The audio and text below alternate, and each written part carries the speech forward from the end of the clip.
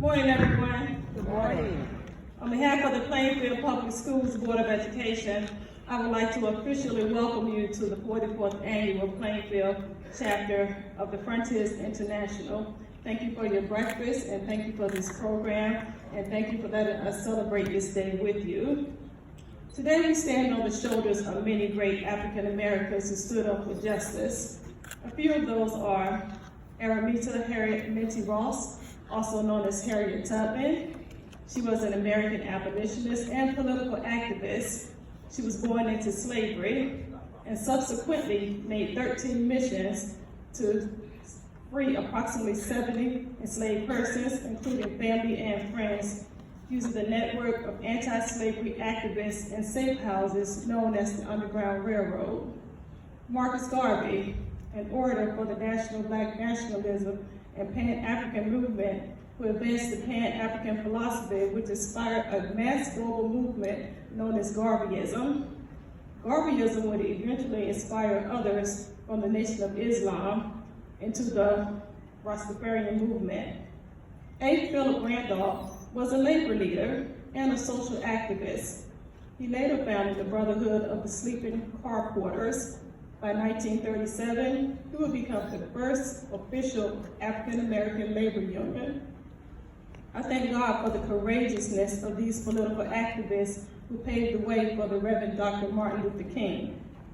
As we celebrate the 52nd anniversary of the assassination of Dr. Martin Luther King, how can his vision continue to speak to us and help us solve world problems? How can you continue the legacy of one of America's greatest human rights advocates? Will you become a dreamer or a dream catcher?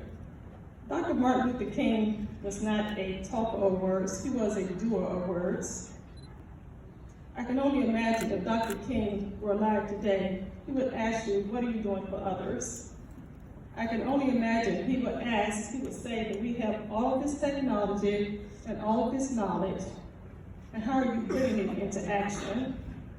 On October the 26th, 1967, 6 months before his assassination, the Reverend Dr. Martin Luther King delivered a speech to Barrett Junior High School in Philadelphia entitled, "What is in Your Life's Blueprint?" Although this speech was geared toward middle school students, it may challenge any student or any adult to question, what is in your life's blueprint? Dr. King stated, "This is the most important time in your life. Whenever a building is constructed, there is usually an architect to construct the building, which serves as a model. The building is not well erected without a good, sound blueprint. Each of you are in the process of building a structure for your life, and the question is your blueprint sound? Will your blueprint sustain you to live the American dream of having a nice job and a beautiful home?" As African Americans in the 21st century, we are fortunate and blessed enough because civil rights leaders built a solid blueprint so that we are able to enjoy the luxury of voting, health care, equal housing, and most importantly, equal educational opportunities.